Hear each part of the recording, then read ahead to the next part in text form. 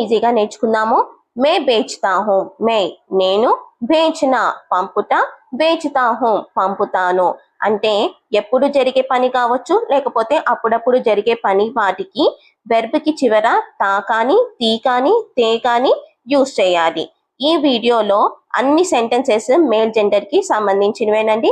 Next వీడియోలో నేను female gender కి ఎలా వాడాలో సెంటెన్సెస్ అవి నేను మీకు చెప్తాను. మే బేచ్తా హూ, నేను పంపుతాను. I send. తుమ్ బేచ్తే హో, తుమ్ నువ్వు, బేచ్తే హో పంపుతావు. తుమ్ వస్తే వెర్బ్ కి చివర తే అని రావాలి, హై అనేది హో అవుతుందన్నమాట. తుమ్ బేచ్తే హో నువ్వు పంపుతావు. You send. వహ్ బేచ్తా హై, వహ్ అతను, బేచ్తా హై పంపుతాడు. వహ్ బేచ్తా హై అతను పంపుతాడు. He sends.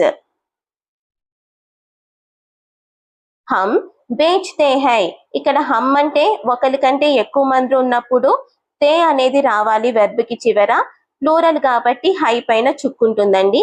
ఇది ఎప్పుడంటే ఒక గ్రూప్ లో అందరూ మేల్ పర్సన్స్ అయినా కావచ్చు, లేకపోతే ఒకళ్ళు మేల్ ఒక ఫీమేల్, లేకపోతే కొంతమంది మేల్స్ కొంతమంది ఫీమేల్స్ ఉన్నా కానీ వెర్బ్ కి చివర తే అనేదే వాడాలి.